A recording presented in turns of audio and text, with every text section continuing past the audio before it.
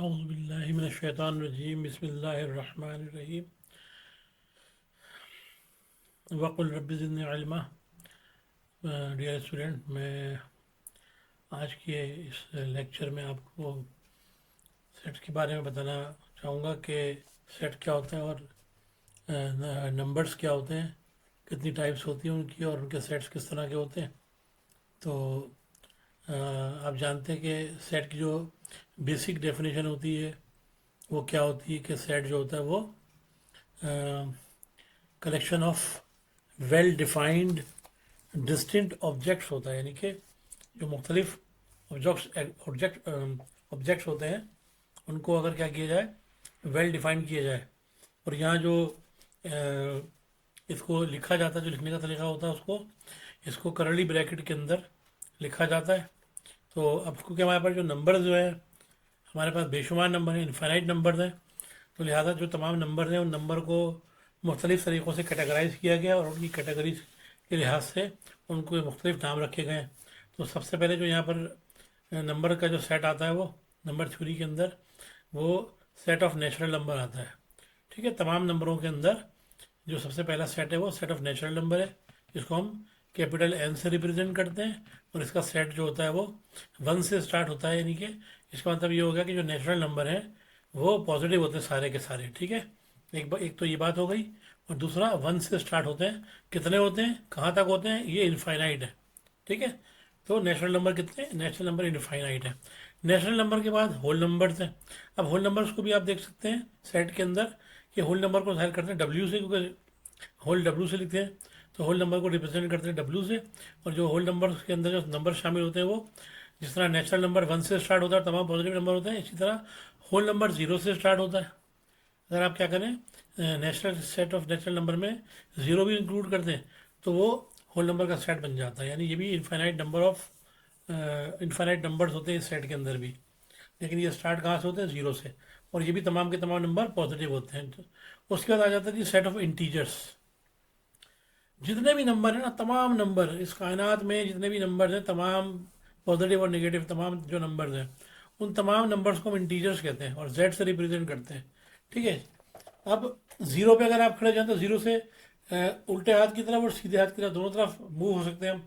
अगर हम सीधे हाथ की तरफ मूव होते हैं तो वो कहलाते हैं पॉजिटिव नंबर, यानी plus one plus two plus three, इसको हम one two three four five इस तरह भी कह सकते हैं।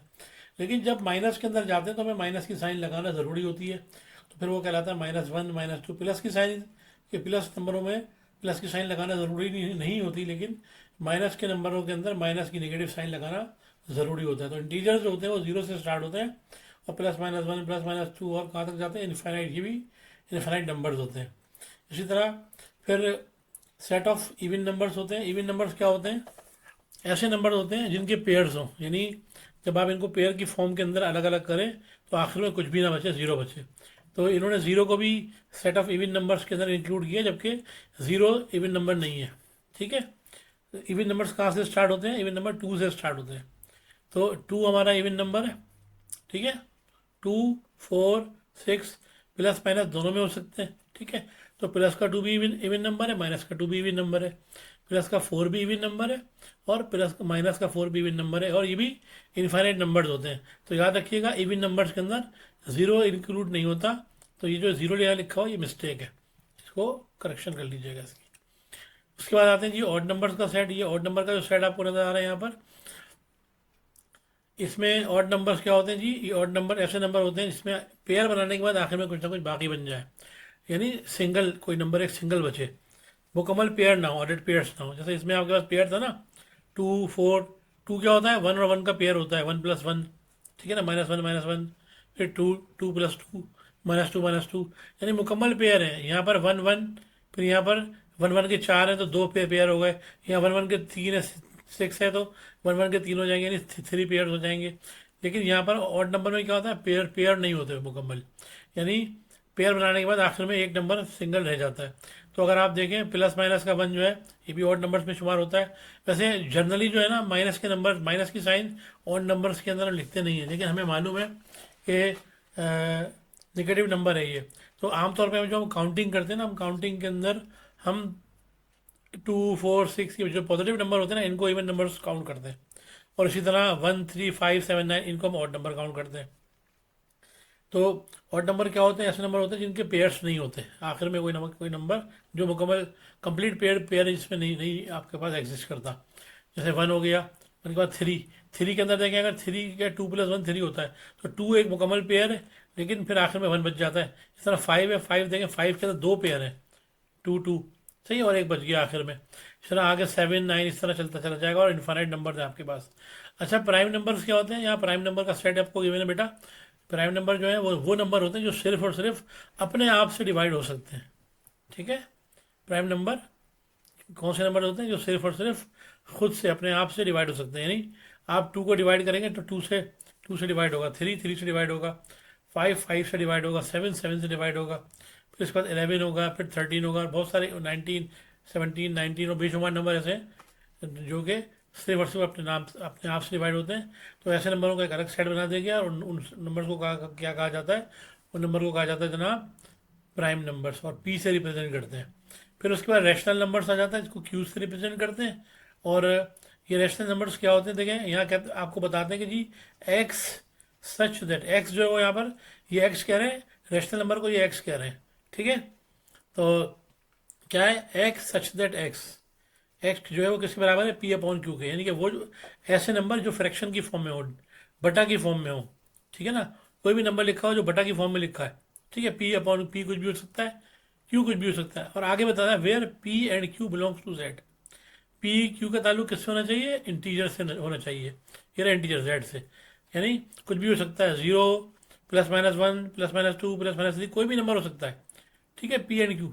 तो एंड यहाँ पर कहता है and Q not equal to 0, कहता है कि ये नीचे वाली जो रकम है ना क्यू, ये क्यू 0 नहीं होना चाहिए, क्योंकि अगर क्यू 0 हो जाएगा तो फिर ये रैशनल नंबर नहीं होगा, याद रखिएगा। ठीक है, अगर क्यू 0 हो गया तो ये रैशनल नंबर कभी भी नहीं होगा, फिर ये इनफाइनाइट नंबर हो जाएगा। ठीक है, अब इस सेट के अंदर जो नंबरों की तादाद है वो तो इनफाइनाइट होती है। अच्छा, रैशनल नंबर प्लस में भी होते हैं और माइनस में भी होते हैं। तो इसलिए जो पॉजिटिव नंबर है उनको क्यू कहा है, और जो नेगेटिव नंबर है उनको क्यू डैश से रिप्रेजेंट किया है। ठीक है, तो यहाँ पर हो गया जी एक्स। अच्छा सॉरी, हाँ, ये दो तरह के नंबर होते हैं रैशनल नंबर आपके पास, एक जो होते हैं वो टर्मिनेटिंग होते हैं और दूसरे नॉन टर्मिनेटिंग होते हैं। इसमें जो है आपके पास इसी सेट से इंटीजर से नंबर लिए जाते हैं, लेकिन P upon Q rational numbers वो होते हैं, रैशनल नंबर्स जो क्या होता है टर्मिनेटिंग हो जाते हैं। मिसाल के तौर पे जैसे अगर आप डिवाइड करें 8 को, अगर आप डिवाइड फॉर एग्जांपल 8 को 6 को डिवाइड करें फॉर एग्जांपल किससे, या ऐसे नंबर 10 को डिवाइड करें अगर आप किससे 4 से, अगर आप 10 को डिवाइड करें 4 से तो बताएं क्या आएगा? 10 को डिवाइड करेंगे 4 से तो क्या हो जाएगा? 4 2 8 हो जाएगा, 8 डिवाइड करने के बाद 2 बाकी बचेगा, 0 लगाएं, पॉइंट लगाकर 0 लगा देंगे तो क्या हो जाएगा आपका आंसर? 4 5 20, तो आपका आंसर आ जाएगा 2 है, 2.5 आपका आंसर आ जाएगा। तो ऐसे नंबर जो कि टर्मिनेट हो जाते हो, आगे ज़्यादा आगे ना जाते हो, यानी कि पॉइंट के बाद कुछ डेसिमल प्लेसेस तक आगे बढ़े, तो उनको हम रैशनल नंबर कहते हैं। लेकिन ऐसे नंबर जो पॉइंट के बाद, यानी वही सेट है, क्यू और क्यू डैश में फ़र्क ये है, ये इरेशनल नंबर थे। इनमें फ़र्क सिर्फ ये है कि इसका भी ताल्लुक इंटीजर से होता है, जेड से होता है, पी और क्यू इंटीजर से बिलोंग करते हैं।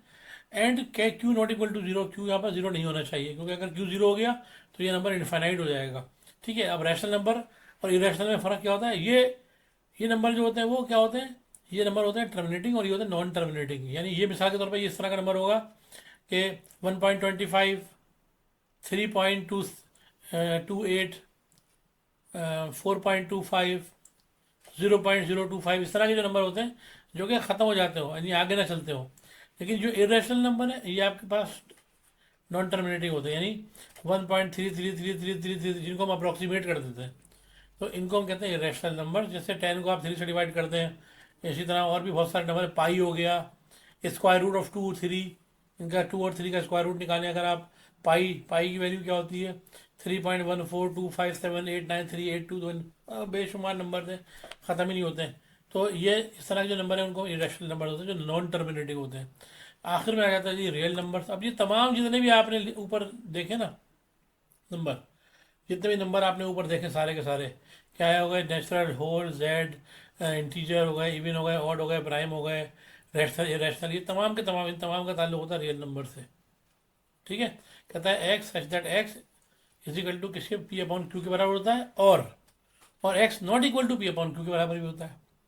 ठीक है, यानी रैशनल भी कह रहा है और इरेशनल भी कह रहा है, दोनों की बातें कर दी ना ये X is equal to P upon Q, फिर ये कहता है और, ये जो सिंबल नजर आ रहा है ना आपको नीचे, ये इसका मतलब होता है और X not equal to P upon Q.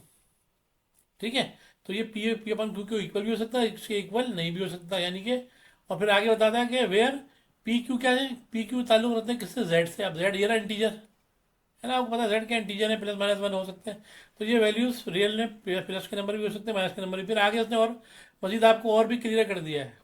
अच्छा, क्यू तो आपको पता है जीरो नहीं होना चाहिए, और आखिर में ये कहता है कि ये जो रियल नंबर है इनका ताल्लुक किससे होता है, रियल नंबर जो यूनियन होता है किसका, रैशनल नंबर और इरेशनल नंबर का, यानी रैशनल इरेशनल नंबर तमाम के तमाम नंबर शामिल होते हैं। और आपको पता है कि रैशनल इरेशनल नंबर का ताल्लुक किससे होता है, इंटीजर से होता है, और इंटीजर के अंदर तमाम नंबर शामिल होते हैं। अगर आप इंटीजर को देखें आकर, तो ये इंटीजर का सेट ये रहा जीरो, जीरो से स्टार्ट हो रहा है, इसका मतलब इसमें होल नंबर भी शामिल है। अब फिर क्योंकि वन से स्टार्ट हो रहा है तो लिहाजा इसमें वन से नेचुरल नंबर स्टार्ट है, इसका मतलब इंटीजर में नेचुरल नंबर भी मिल गया आपको। फिर इवन नंबर में क्या होता है, जीरो से जीरो दिखा रहा है, मतलब जीरो होता नहीं है, 2 4 6, इस सेट के अंदर आपको 2 4 6 भी मिल जाएगा। फिर ऑड नंबर आपके 1 3 5 7 होते हैं, इंटीजर में आपको 1 3 5 7 भी मिल जाएगा। फिर प्राइम सेट है, सेट ऑफ प्राइम नंबर है 2 3 5 जो अपने आप से डिवाइड होते हैं, तो इस सेट के अंदर आपको वो नंबर भी मिल जाएंगे जो कि अपने आप से डिवाइड होते हैं। तो इसलिए तमाम नंबरों का जो सेट होता है ना उसको हम रियल नंबर कहते हैं। ठीक है, तो ये मैंने आपको सेट एक्सप्लेन कर दिया बहुत अच्छी तरीके से। अब हम आगे चलते हैं, वो सेट को रिप्रेजेंट कैसे किया जाता है। आमतौर पे यहाँ पर सेट के लिए जिन्होंने तीन तरह की फॉर्म बताई गई यहाँ पर, कि जी हम सेट को तीन तरीक़ों से हम एक्सप्रेस कर सकते हैं, यानी जाहिर कर सकते हैं या लिख सकते हैं। पहला होता है डिस्क्रिप्टिव फॉर्म, दूसरा होता है जी टेबुलर फॉर्म और रोस्टर फॉर्म, और तीसरा होता है सेट बिल्डर फॉर्म। तो टेबुलर फॉर्म क्या होती है, यानी अगर आप बता दें, मिसाल के तौर पर आप लिख दें कि जी कैसे इस तरह से आप बयान कर दें कि A is a set of days of a week. मिसाल के तौर पे आपने एक सेट के बारे में बताया कि ए जो है वो एक सेट है, ये एक वीक के डेज के, जिसके अंदर एक वीक के डेज शामिल हैं। अब आपको पता है एक वीक के डेज क्या होते हैं, Monday Tuesday Wednesday Thursday Friday Saturday Sunday, है ना। इसी तरह या ये कह सकता है कि ये तो डिस्क्रिप्टिव फॉर्म हो गई, सही है। और टेबुलर फॉर्म क्या होती है, टेबुलर फॉर्म आपकी यही होती है, इस तरह आपने देखा भी 2 3 4 5 6। और सेट बिल्डर क्या होती है, जो इंटीजर जो लिखे हैं ना, ये इंटीजर्स और ये रियल नंबर और ये जो लिखा हुआ है रैशनल इरेशनल नंबर, इन सेट और जो लिखने का तरीका ना इस तरह से बयान किया गया है, इस फॉर्म को हम कहते हैं सेट बिल्डर फॉर्म। तो अभी आगे देखते हैं, इसके और एग्जाम्पल होंगे आपके पास। ए, यहाँ पर आपको बता था कि A is equal to set of a natural number between 5 to 10। अब ये उसने बयान कर दिया, आपको डिस्क्राइब कर दिया, तो ये फॉर्म होती है डिस्क्रिप्टिव फॉर्म कहलाती है। लेकिन अगर इसको देखें नीचे, ये कहता है ए क्या है, ए इज इक्वल टू 6 7 8 9। अब यहाँ नंबर की फॉर्म में लिख दिया ना, तो इस फॉर्म को हम कहते हैं टेबुलर फॉर्म, सही है। अब नीचे क्या है कि अब ए, या नीचे तीसरा क्या रहा है, A is equal to X such that X belongs to natural number. कहता है कि एक्स क्या है, एक्स सच दैट एक्स का ताल्लुक है किससे, नेचुरल नंबर से। एक्स जबकि एक्स का ताल्लुक नेचुरल नंबर से, सच दैट का मतलब होता है जबकि। ठीक है, और ये सिंबल है बिलोंग्स टू का, यानी ताल्लुक, एक्स का ताल्लुक नेचुरल नंबर से है। एंड ये सिंबल है एंड का, एंड 5 लेस देन एक्स, यानी इसका मतलब यहाँ एक्स आ गया, एक्स ग्रेटर देन 5, जो एक्स जो है वो 5 से ग्रेटर है। अब नेचुरल नंबर आपको पता है कौन से नंबर होते हैं, जो 1 से स्टार्ट होते हैं। अब ये कौन से नेचुरल नंबर की बात कर रही है, उन नेचुरल नंबरों की बात कर रहे हैं जो कि कौन, एक्स ग्रेटर देन 5, यानी एक्स 5 से बड़ा है, यानी जो 5 से बड़ा नेचुरल नंबर हो। फिर कहता है लेस देन 10, ये अगर एक्स के दोनों तरफ इसकी टांगे, इस एरो का निशान जो है एक्स के अगर मुखालिफ सिंध के अंदर है एरो का सिंबल, यानी ये इस तरह का है, इसका चोंच 5 की तरफ है, तो हम इसको पढ़ेंगे एक्स लेस देन 5। लेकिन अब देखिए चोंच एक्स की तरफ है, टांगे जो इसकी पैर जो है वो 10 की तरफ है, तो इसको हम पढ़ेंगे एक्स लेस देन 10। सही, इस तरफ पढ़ेंगे तो पढ़ेंगे एक्स ग्रेटर देन 5, और यहाँ पढ़ेंगे एक्स लेस देन 10। इसका मतलब ये हो गया एक्स बड़ा है 5 से, अब 5 से बड़ा क्या होता है, 6 होता है। फिर कहता है एक्स लेस देन 10, और 10 से छोटा क्या होता है, 10 से छोटा नेचुरल नंबर 9 होता है। तो इसका मतलब ये हो गया कि 6 से लेकर 9 तक ये हो गए 6 7 8 9, ये इस तरह का सेट को, इसको इस तरह से लिखने का तरीके को हम कहते हैं सेट बिल्डर फॉर्म। तो इस तरह ये मैंने आपको तीनों फॉर्म एक्सप्लेन कर दी है इसकी। अगर फिर भी कोई इसमें आपको कोई दिक्कत हो, कोई प्रॉब्लम हो, तो आप मुझसे जो है वो कमेंट में पूछ सकते हैं, या एग्जाम्पल भी दी हुई है इसके, देखें। कहता है कि राइट अ सेट ए 6, 8, 10, 12। आपको पता है कौन से नंबर है ये? 6, 8, 10 है भाई, ये सेट है, इवन नंबर का सेट है ना ये। कहता है आपके इन डिस्क्रिप्टिव फॉर्म और बिल्डर फॉर्म। अब ये सेट ऑफ इवन नंबर है, कौन सा सेट ऑफ इवन नंबर है? ये वो इवन नंबर है जो क्या है, 5 से बड़े और 13 से छोटे हैं। तो आप लिखेंगे डिस्क्रिप्टिव फॉर्म में, डिस्क्रिप्टिव फॉर्म में ये A is equal to a set of even number है बिटवीन किसके दरमियान? 5 और 13, 5 और 13 के दरमियान में। सही है ना, 5 और 13 के दरमियान के इवन नंबर है ये।